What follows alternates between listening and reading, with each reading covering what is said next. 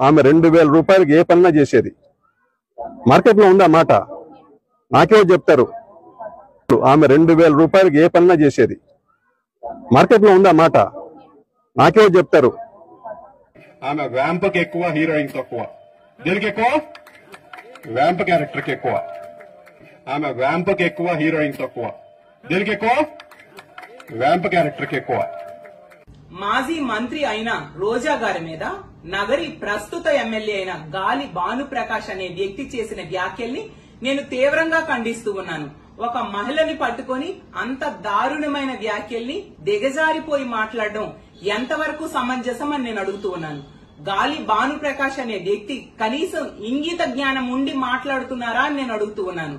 Telugu Desam party MLA అతను.